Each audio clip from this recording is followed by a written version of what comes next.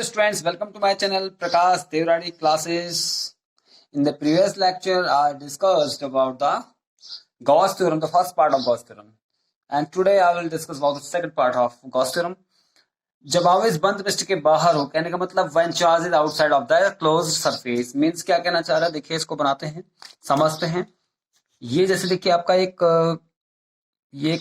Closed surface है, ठीक है, क्लोज्ड सरफेस इसको कहेंगे हम, एकदम बंद पृष्ठ, और यहां पर कहीं जो है आपका आवेश स्थित है, ठीक है, ये प्लस क्यू चार्ज है एट द पॉइंट ओ, ठीक है। अब यहां से अगर हम इस प्रकार से एक आगे बढ़ेंगे और इसमें आपका जो आपका है सॉलिड एंगल, इसको डी ओमेगा हम यहाँ पे कहेंगे, ठीक है। आगे इसको इसी प्रकार से बढ़ा देंगे और ये एक सरफेस है, ठीक है, ये एक सरफेस है, इसको हम कह सकते हैं D S, vector D S.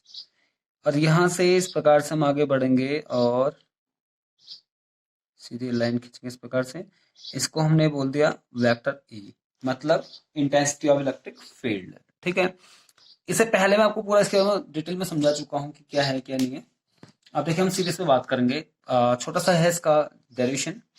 चलो देखिए, अब देखो यहाँ पे प्लस क्यू, इसकी वजह से जो आपका है, अगर हम बात करें प्लस क्यू की वजह से जो है यहाँ से इस सरफेस डीएस में छोटे से पार्ट्स अगर हम बात करें इंटेंसिटी ऑफ इलेक्ट्रिक फील्ड, तो क्या आपका वेक्टर ई है, ठीक है। ऐसे ये देखो जो है ना पूरा सरफेस है, इस पे वेक्टर ई ही रहेगा हर पॉइंट पे, ठीक है, तो आपको पता है। और अब फ्लक्स क्या है, फ्लक्स कैसे क्या होगा इसका, सपोज कि आपका फ्लक्स क्या है, डी फाई ई, ठीक है, ये डी फाई क्या होगा आपका, E vector E dot vector D S, ठीक है। इसको हम लिखते हैं E D s cos theta, कर सकते हैं, ठीक है।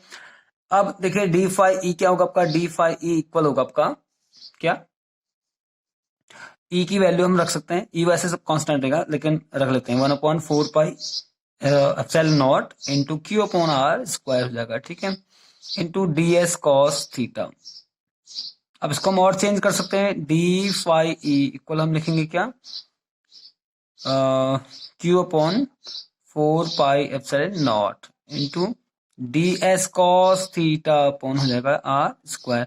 देखो आपको यहाँ पे दिख रहा है जो d s cos theta upon r square, इसे कहते हैं सॉलिड एंगल, ठीक है। इसकी वैल्यू होती है आपकी डी ओमेगा, यानी कि आपको मालूम है d omega, because d omega equal होता है आपका d s cos theta upon r square, तो यहाँ पे हम डी ओमेगा कर सकते हैं, ठीक है ना।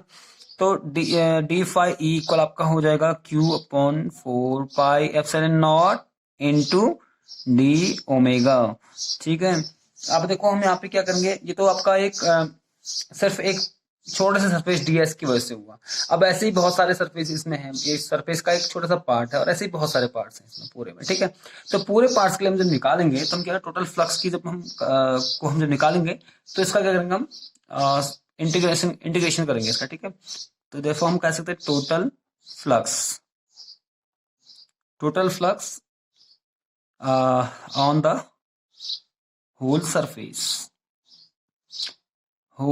देखो पूरे सरफेस पे जो है हम निकालेंगे इसका, तो हम करेंगे फाई ई इक्वल हो जाएगा आपका integration of d phi E, यानी कि इसी का हम करेंगे इंटीग्रेशन ऑफ डी फाई की वैल्यू हमको पता है क्या, q upon 4 pi epsilon naught into d omega, ठीक है।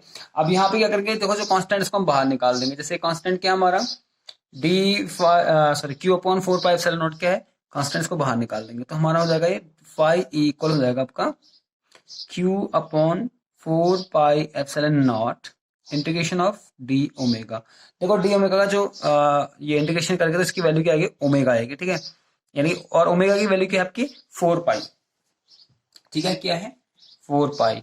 लेकिन यहां पर क्या केस है कि जब ये सर्कल है, अगर सर्कल के बाहर अगर कहीं पे क्या है आपका चार्ज है, तो ऐसी कंडीशन में जो डी ओमेगा की वैल्यू होती है वो क्या होती है, 0 होती है, ठीक है। डी ओमेगा की वैल्यू क्या होगी ऐसी कंडीशन में, 0 होगी, ठीक है ना। यानी कि जब क्या हो, जो चार्ज है अगर सरफेस के बाहर कहीं पर हो, तो जो यहाँ पर जो आपका स्ट्रेट एंगल बनता है, सॉलिड एंगल बनता है, यानी इसे कहते हैं क्या, घन कोण, तो ये इसकी वैल्यू क्या होती है, 0 होती है यहाँ पे। तो ऐसे कंडीशन में आपका फाई इक्वल आपका क्या हो जाएगा, फाई ई इक्वल हो जाएगा Q upon 4 pi epsilon naught into, देखो इसकी वैल्यू क्या हो जाएगी, 0 हो जाएगी, ठीक है ना।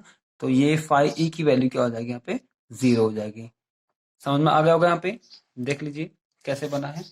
फाइव ई जो है Q open 4 pi epsilon not dot 0 हो जाएगा, क्योंकि इसकी वैल्यू क्या है आपकी, 0 है। अब जब इसकी वैल्यू 0 है तो 0 से भाई मल्टीप्लाई करो तो पूरा क्या होगा, 0 हो जाएगा। तो मतलब हम कह सकते हैं जो फाइव है फ्लक्स है, टोटल फ्लक्स वो क्या होगा, 0 होगा यहाँ पे, ठीक है ना। कब, जब चार्ज क्या हो, इस सर्कल के बाहर कहीं पर हो, तो ऐसे कंडीशन में जो फ्लक्स का वैल्यू होगा वो क्या होगा, 0 होगा, ठीक है। तो ये आपका सेकंड पार्ट था किसका, गॉस थ्योरम का, ठीक है। चलिए मिलते हैं आपको नेक्स्ट वीडियो में, और समझाते हैं इसके एप्लीकेशंस, यानी कि गॉस थ्योरम के एप्लीकेशंस क्या क्या हैं। Thank you so much for watching, and if you understood this, so please like share and subscribe.